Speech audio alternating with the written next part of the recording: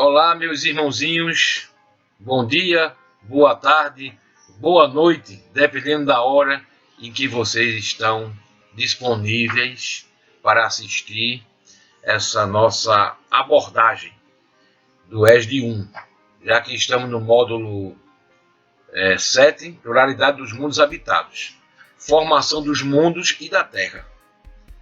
Então, é possível que nós façamos o próximo roteiro também, o roteiro 4 junto, que tem tudo a ver, e a gente vai aproveitar e fazer essa abordagem 2 em 1. Né?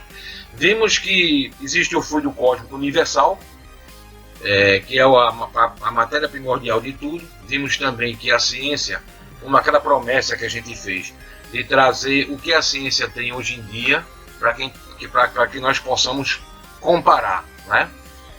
As informações atuais que nós temos com as informações dadas pelos espíritos superiores na época de Kardec, né? Há 160 anos atrás, mais ou menos. E para que a gente possa entender, para que a gente possa perceber a seriedade das informações que foram dadas. Com relação à matéria, nós vimos que as informações dadas pelos espíritos superiores na época de Kardec já falava de uma matéria mínima, né? Que era bem menor do que aquilo que o homem achava que era na época do Kardec, né?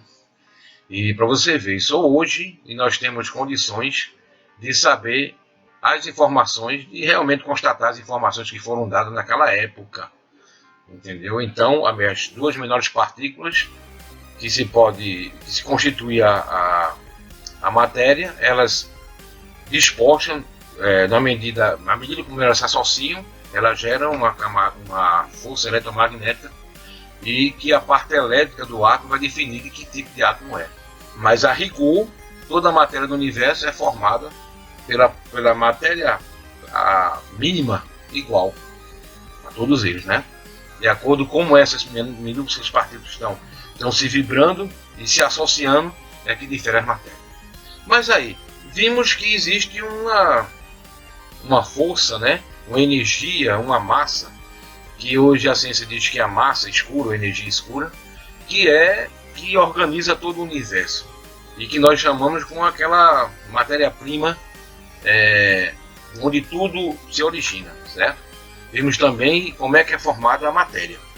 E a formação dos mundos? Como se daria? Não é?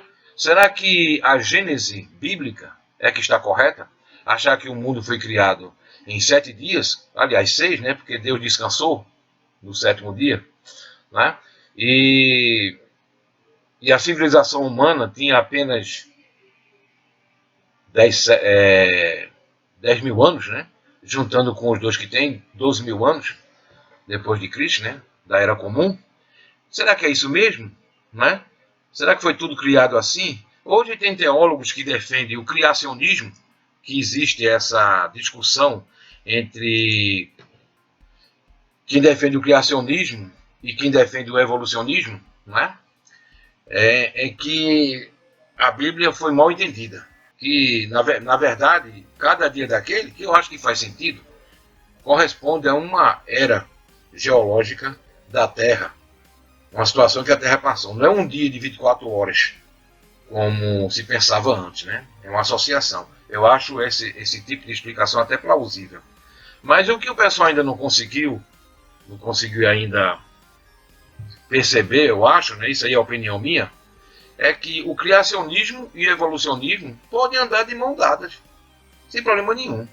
Nós sabemos que, por mais que a ciência materialista, acadêmica, queira dar explicação para tudo, para o surgimento do universo, por exemplo, ela não consegue explicar como surgiu a primeira partícula, que força foi aquela que originou a grande explosão que deu origem ao universo.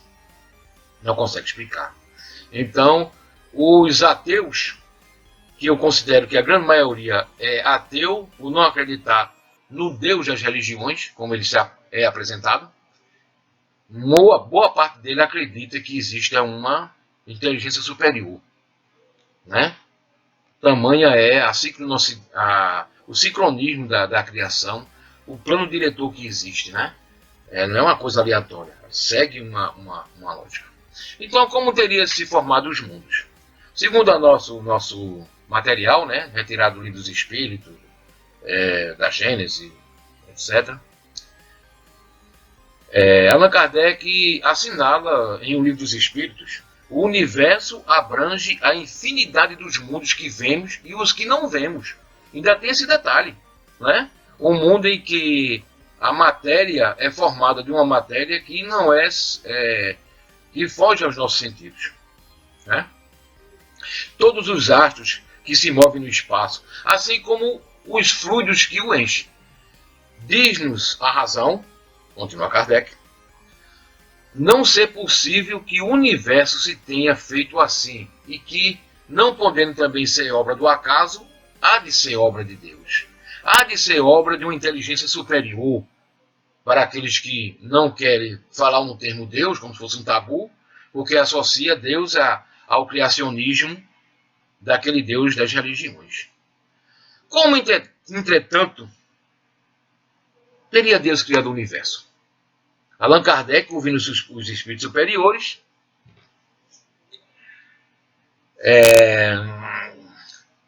nos apresenta os escalonamentos que se seguem. Existindo por natureza desde a toda a eternidade, Deus criou desde toda a eternidade. E não poderia ser de outro modo, visto que, por mais longínqua que seja a época a que recuemos pela imaginação, os supostos limites da criação, haverá sempre, além desse limite, uma eternidade. Deus é eterno. Deus sempre trabalhou. Deus não descansou. Então, até onde nós consigamos enxergar a criação, foi a criação de Deus. Entendeu? Por mais que nós alcancemos, e a distância desse alcance é tão grande que para nós é uma eternidade. Deus ainda é muito mais eterno do que isso.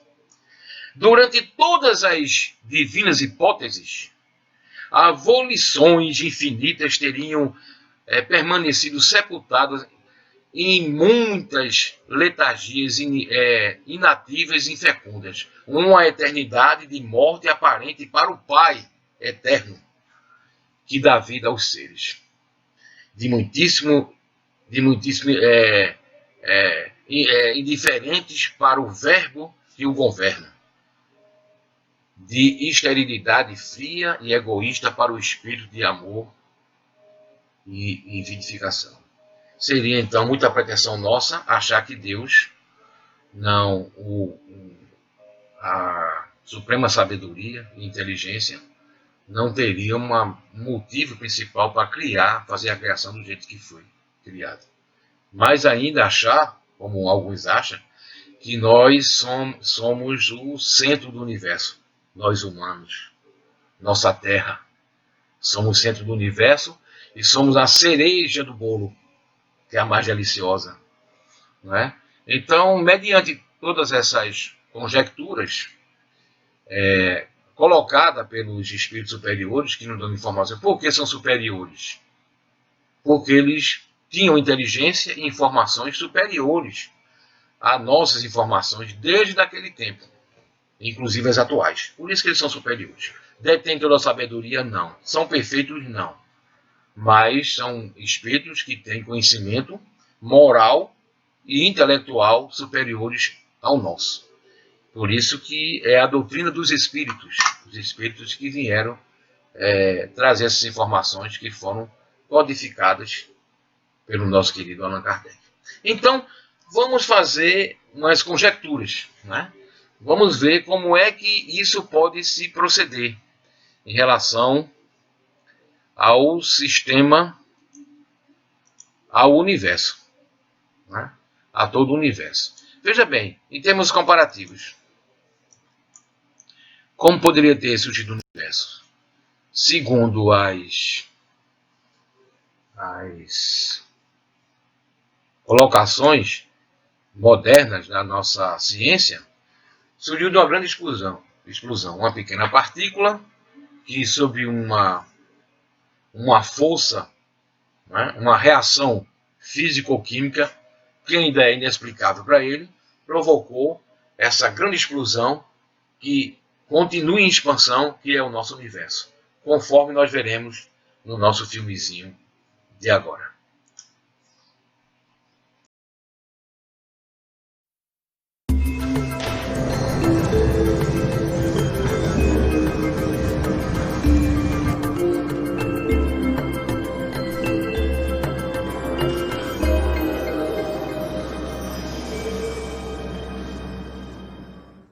Big Bang foi o nome dado a um provável evento que ocorreu há cerca de 13,7 bilhões de anos atrás, segundo os nossos modelos atuais.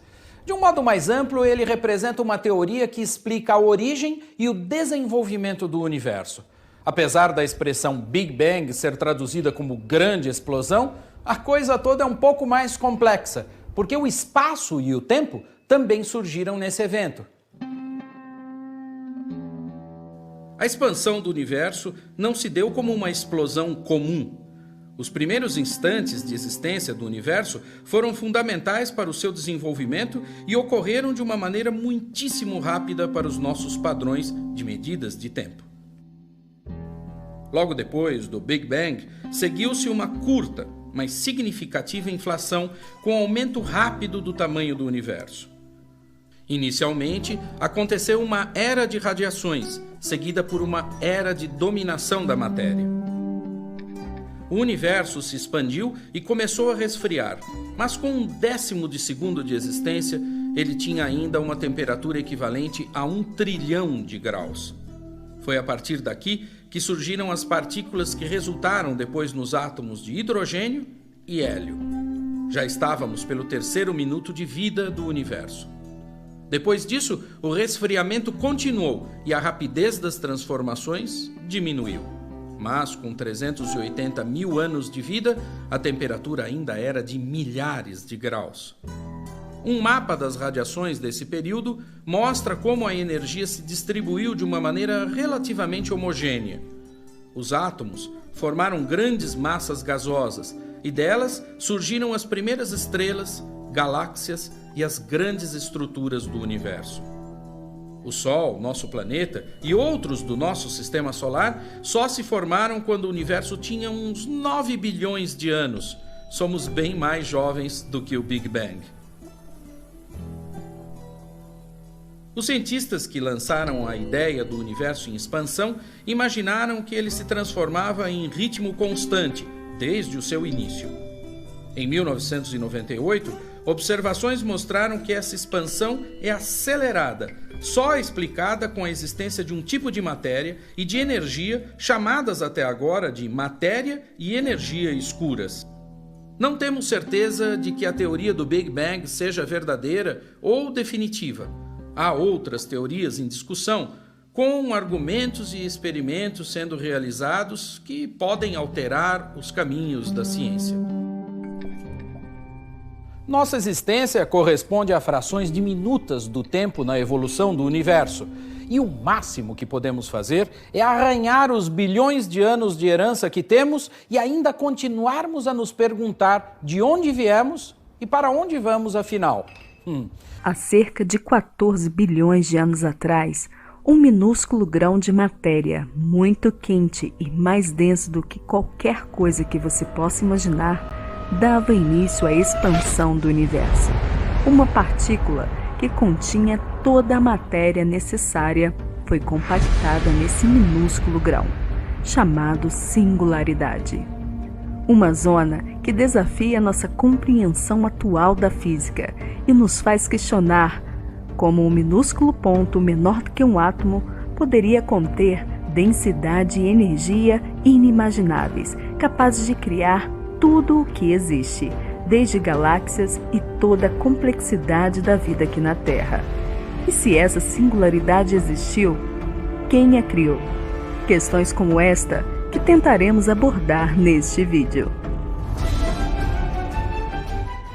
O universo data de 13,8 bilhões de anos atrás, que foi definido através de testes de princípios teóricos, observações do universo profundo e experimentos com aceleradores de partículas e estados de alta energia. E a teoria diz que após uma pressão infinitamente intensa da matéria, o Big Bang acontecia. Mas não na forma de uma explosão como se pensava na teoria convencional do Big Bang, o que deu origem ao seu nome. Este foi o período mais antigo conhecido do universo, a Era Planck. Neste momento, toda a matéria foi condensada em um único ponto de densidade infinita e calor extremo, a singularidade, onde nenhuma lei da física conhecida atualmente era aplicada. Nesse início, essa radiação era muito quente, tão quente que prótons e nêutrons eram destruídos. Tudo que existia era radiação de micro-ondas de fundo.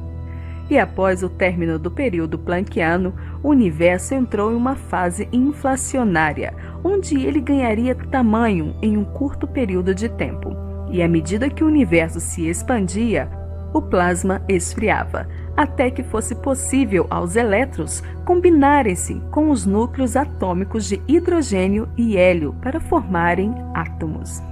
E esses átomos se agruparam durante muito tempo. Os átomos se juntaram e formaram as estrelas e galáxias. E aquelas primeiras estrelas criaram átomos maiores e grupos de átomos chamados moléculas, o que levou ao nascimento de mais estrelas. Nesse início, galáxias colidiam e se agrupavam. Novas estrelas nasciam e morriam. E no meio a todo esse caos necessário, asteroides, cometas, planetas e buracos negros foram formados, onde estão espalhados pelos bilhões de anos-luz que compõem o nosso universo observável, dando origem à Era da Estrutura, a época em que o universo moderno começou a tomar forma. A teoria do Big Bang tornou-se predominante na comunidade astronômica porque explica a grande maioria dos fenômenos observados no espaço. O termo Big Bang foi usado pela primeira vez em 1949 e, na época, houve uma crítica muito grande a respeito dessa teoria. Foi desenvolvida uma outra teoria como alternativa ao modelo do Big Bang, que foi a teoria do estado estacionário do universo, que logo foi descartada. Ao longo da história da evolução do universo, tivemos grandes cosmólogos, físicos e astrônomos que contribuíram incrivelmente para o avanço da ciência e da cosmologia.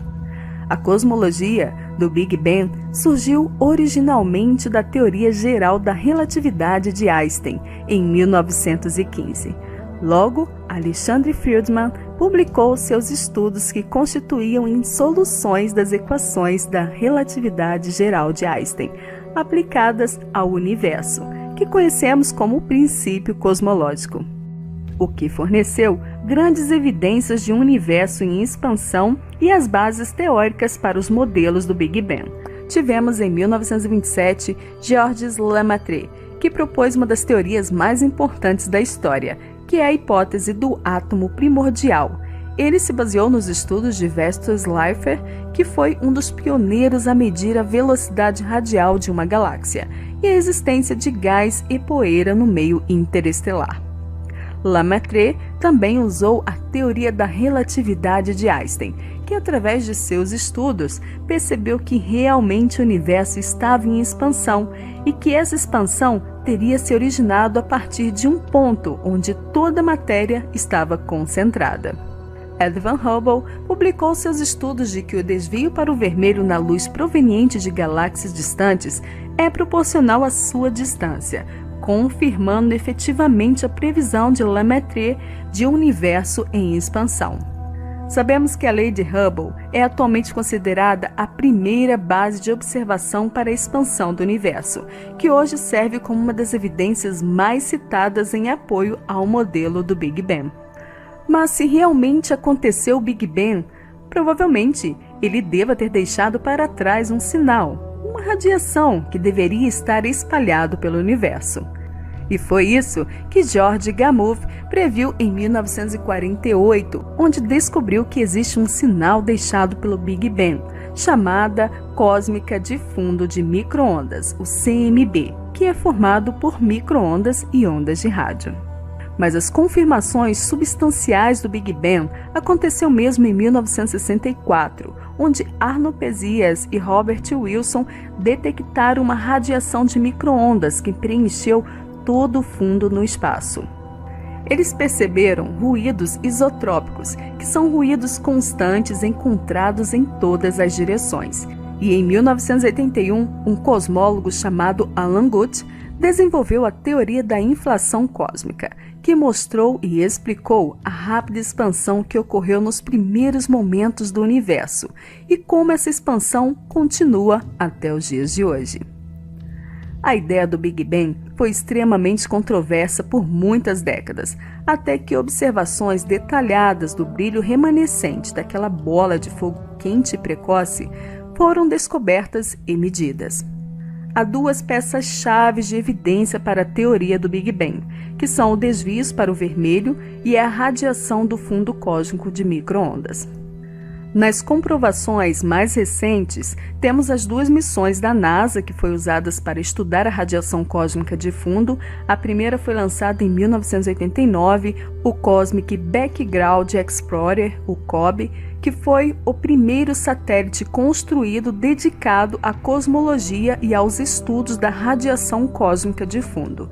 Ele mediu e mapeou com precisão a luz mais antiga do universo e que foi confirmada em 1992 pela equipe COBE, confirmando a teoria do Big Bang sobre a origem do universo.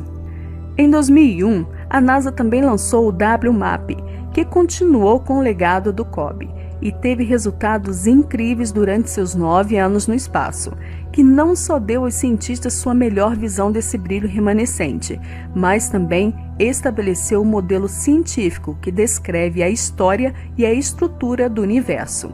A WMAP produziu o primeiro mapa do céu de alta resolução em micro-ondas com precisão, que é a luz que sobrou do Big Bang.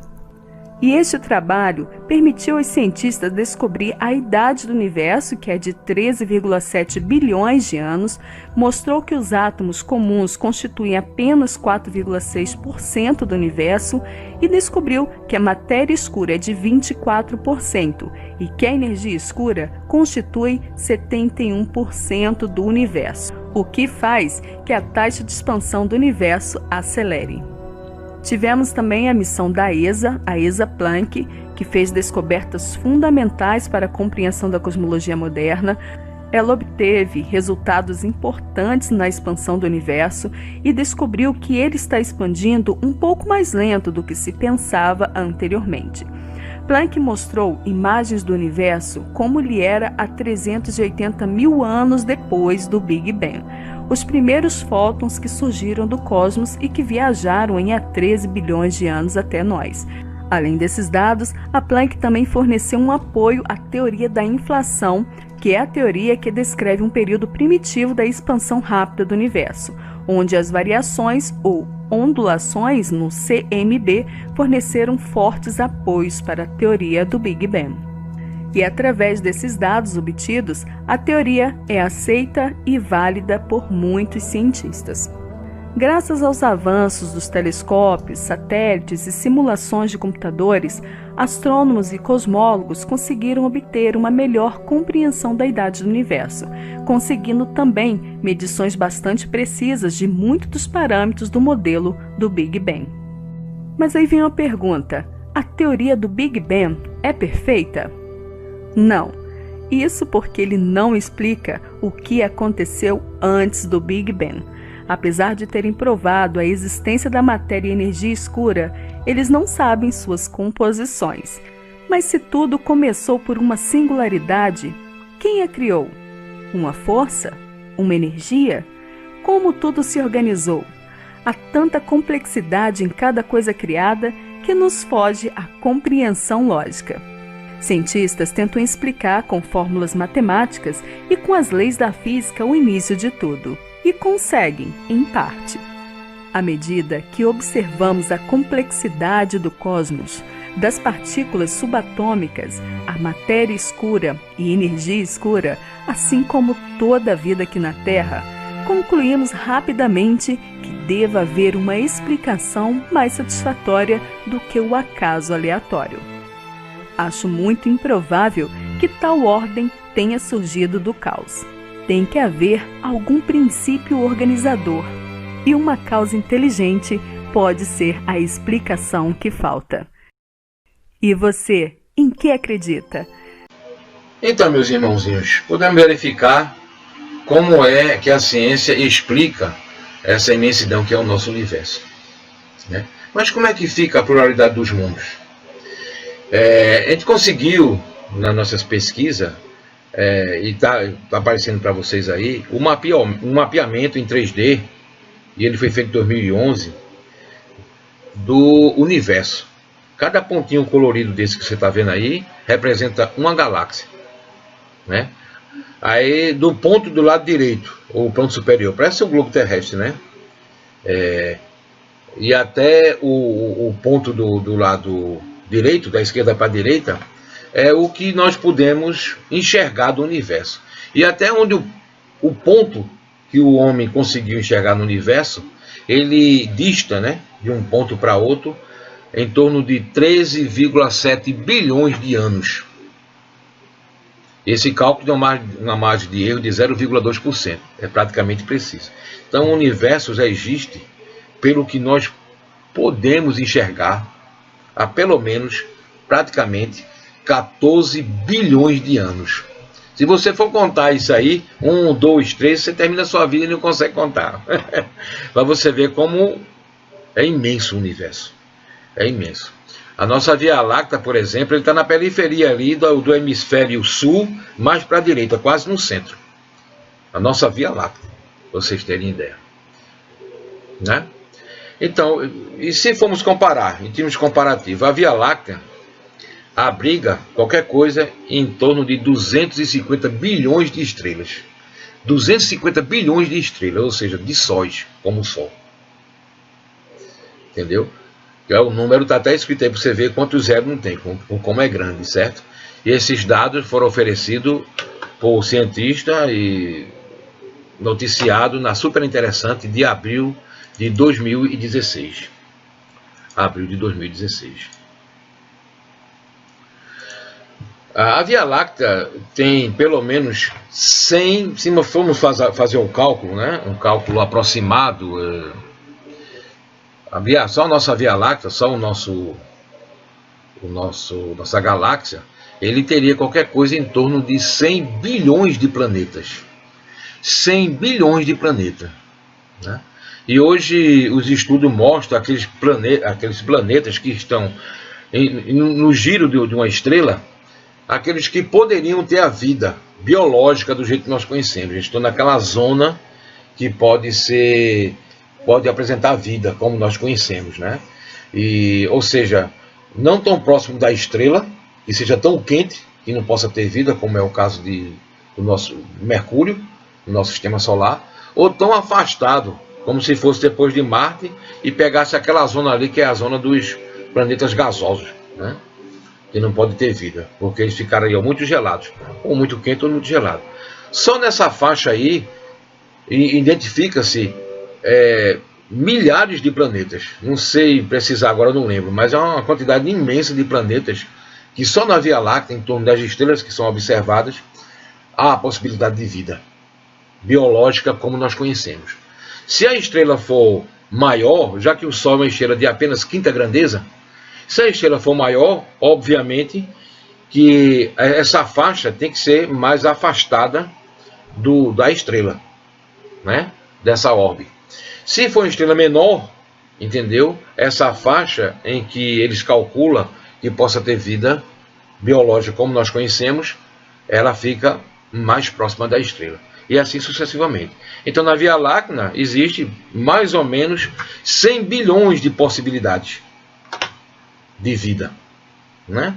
E uma boa parte dela é da vida biológica como nós conhecemos. O homem ainda, infelizmente, não tem condições de ainda pesquisar isso aí, né? Essa fonte foi do Instituto Tecnológico da Califórnia e foi noticiada na revista Galileu de 2013. Veja que no sistema, nossa orbe, né? O nosso sistema solar, ele fica na periferia da Via Láctea. Veja bem, nós somos da periferia da Via Láctea, não é? E de um Sol que é apenas uma estrela de quinta grandeza. Quinta grandeza. Apenas de quinta grandeza o nosso Sol. Vamos exercitar, vamos fazer uma aventura. Exercitar para termos uma ideia do tamanho da criação que nós conhecemos até agora, até esse momento, né? Um cálculo simples. Tomando como base a Via Láctea, quantos planetas seriam possíveis no universo? Quantos planetas seriam possíveis, né? Quantos planetas seria possível no universo? Se calcula que o universo tem o universo visto até agora, o universo onde nós conseguimos enxergar. Calcula que se tenha no mínimo 2 trilhões de galáxias. 2 trilhões de galáxias. Se você for multiplicar por 6 bilhões de planetas, que é o cálculo que poderíamos ter aqui na Via Láctea, né? Daria um número mais ou menos como esse que vocês estão vendo aí, ó. Né? 206 trilhões de planetas. Aí a pergunta que não quer calar para todos é: a imensidão que é o universo, a imensidão que é a criação, a quantidade de planetas que existem em toda a criação, nesse número aí, incontável, e se calcula. Dentre dele aí um percentual de uns 10 a 15% estaria dentro da faixa de que se poderia ter vida biológica, aquela faixa em que encontra-se a Terra para o Sistema Solar. Teria sentido a inteligência suprema ter criado um universo tão grande para que só nós na Terra tivéssemos seres vivos, como nós entendemos, e tivesse inteligência? Seria? A Terra, quando começou a se formar, como nós vamos ver no filmezinho aí, né? Já foi feito há 4,5 bilhões de anos. Esses metros é calculado através de uma datação radiométrica, através de minerais encontrados, né? Os mais velhos encontrados aqui na Terra. Então a Terra seria pelo menos 9,2 bilhões de anos mais jovem do que o universo. O Sistema Solar foi criado um pouquinho antes da Terra, né? Então a criação é imensa e seria uma bobagem, acreditarmos que uma criação, um ser super inteligente, né, iria criar um universo tão grande para que só existisse vida e inteligência num minúsculo planeta dentro de um sistema solar, de uma igreja, de um sistema solar, de uma estrela de quinta grandeza que fica na periferia de uma galáxia que não é tão expressiva assim.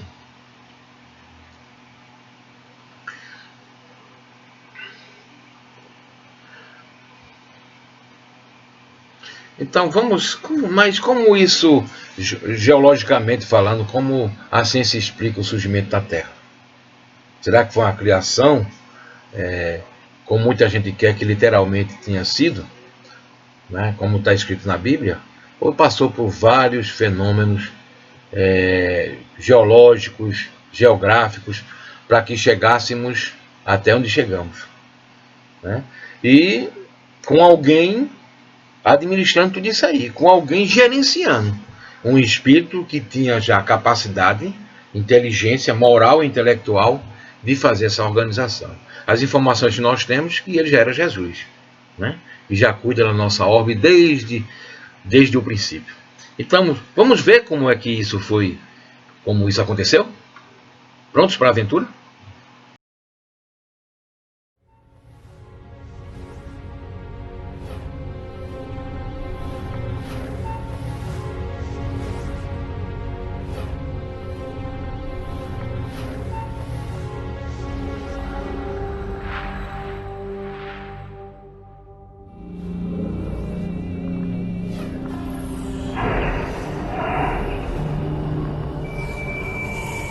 Our journey starts almost 5 billion years ago. But this can't be right. There's no sign of our beautiful blue planet.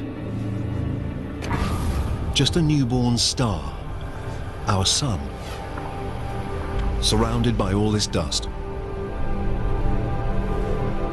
We've arrived too early, before the Earth has even formed.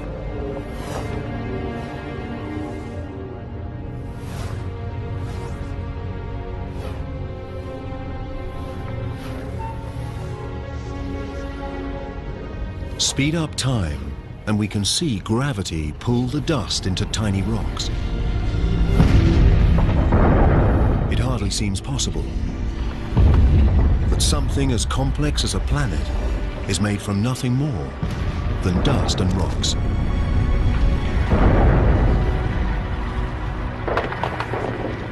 Over millions of years, gravity pulls these rocks together to form the Earth. One of at least 100 planets circling the sun.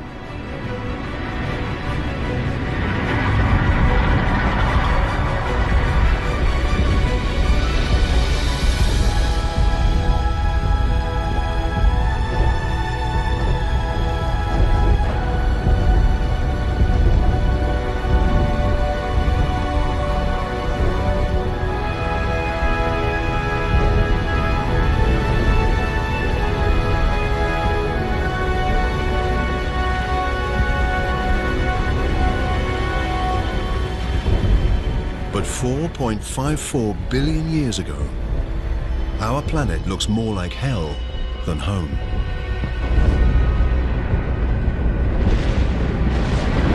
Up close, the temperature is over 1200 degrees Celsius. There's no air, just carbon dioxide, nitrogen, and water vapor. It's so hot, so toxic, that if we got any closer, we'd be incinerated and suffocated in seconds. The newborn planet is a boiling ball of liquid rock. There are virtually no solid surfaces, just an endless ocean of lava.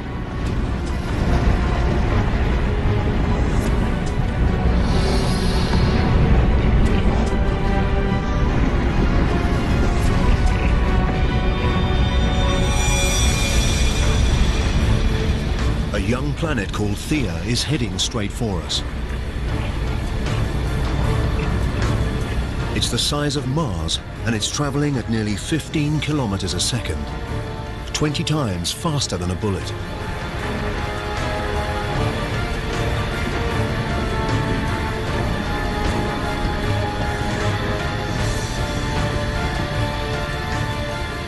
The intruder's gravity is distorting the Earth's surface.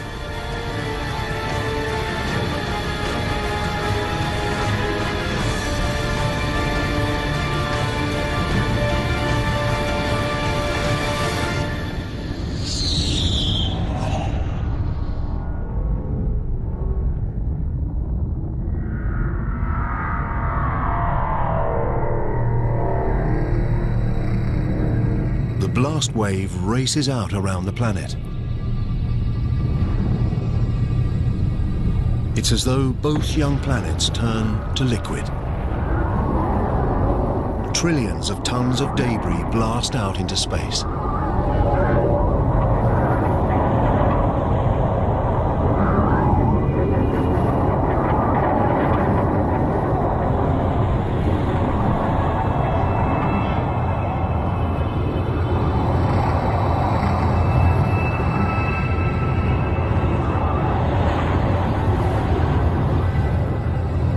But over the course of just 1,000 years, gravity works its magic and turns the rubble into a ring of red-hot dust and rock that circles the Earth.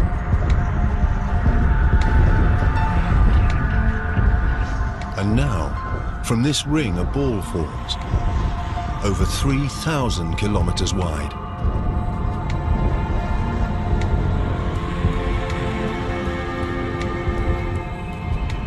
we're watching the birth of our moon.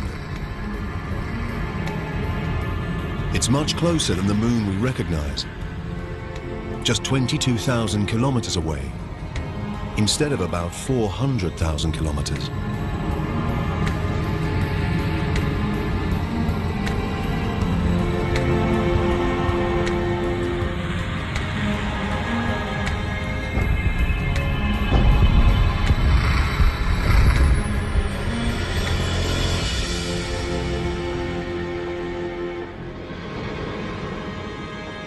The sun rises over a cooling Earth.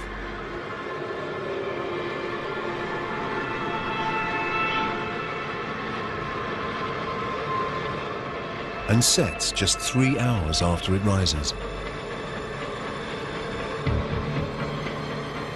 The impact has set the Earth spinning so fast that an entire day lasts just 6 hours. The days may pass quickly, but the Earth changes slowly. Então, meus irmãozinhos, podemos verificar que tudo obedece uma ordem, uma evolução. E as leis naturais, elas são perfeitas e por isso que elas são imutáveis. Requer um gerenciamento. E tudo evolui no universo. Assim como a matéria, o espírito também. E a Terra não foi diferente. Foi preciso que houvesse uma porção de fenômenos para que a Terra viesse a surgir, né? E evidentemente que outros mundos, outras orbes, são muito mais antigas do que a Terra. Mesmo porque, como as informações que nos seguem, o gerenciamento é feito por Jesus, por exemplo, foi preciso que ele viesse de outras orbes, muito mais evoluídas, que passasse também por esse processo de evolução material. E Jesus, como outro qualquer, já que Deus é justo e fez todos ignorantes, né, passasse por todo esse processo evolutivo. E nosso universo, nossa Terra, não vai ser diferente. Vai evoluir, vai criar sua maturação e vai chegar num momento em que ela vai ter que se despedir desse mundo material. E assim, exemplo da Terra, como nós trouxemos, os outros planetas, as outras orbes também sofreram esse mesmo dinamismo, né? Porque a ordem do universo é uma só. Muito obrigado e um abraço a todos.